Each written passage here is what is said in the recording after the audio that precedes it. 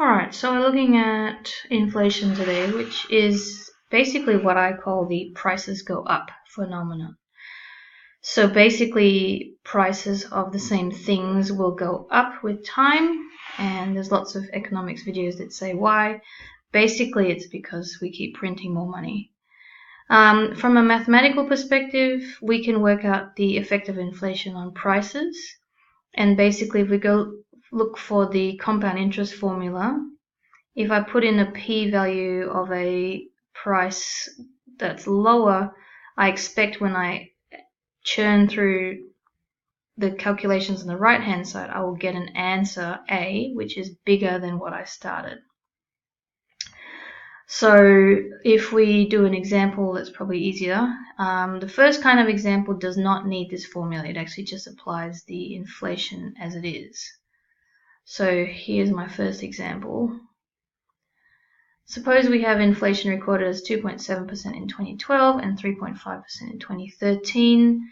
For the loaf of bread that cost $2.20 at the end of 2011, what's the price at the end of 2013? So you actually do this in steps. I'm just going to type this out and edit it out later. Price at end of 2012 is $2.20 times 1 plus 2.7 over 100. That works out to be 220 times 1.027, and that works out to be about $2.26.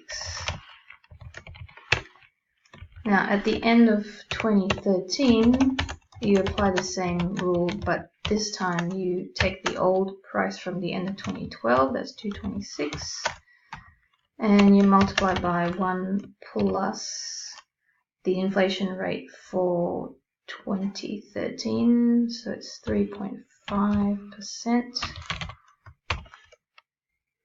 and that gives you 2.26 times, I don't know what I have. I do know, it's 1.035. 1.035, which equals 2.3391, which is approximately $2.34. Right. Alright, so the next kind of question is the one that does use the formula, because you're looking at a big time difference and you're assuming that the inflation rate is the same every year. So basically you're going to work out the price, and the price will be the answer, and the initial price today will be P. So I'm going to type that in and then you'll have a look. So the price in 20 years time is going to be A, and the price now is P, which is here, and we multiply by 1 plus the inflation rate, which is 2.1%, which is over 100, to the power of 20. And so then what you end up with is $2.576, which is approximately $2.58. Okay, so then if you do the same thing for part B, the only difference is that you have a different inflation rate, 6.8%, and so that means instead of 2.1 you'll have 6.8 there. So as you can see, we have the same formula, except the only difference is that 2.1 has now become 6.8 and everything else is the same. You'll then get an answer of 6.33685 approximately, and that it's approximately equal to $6.34.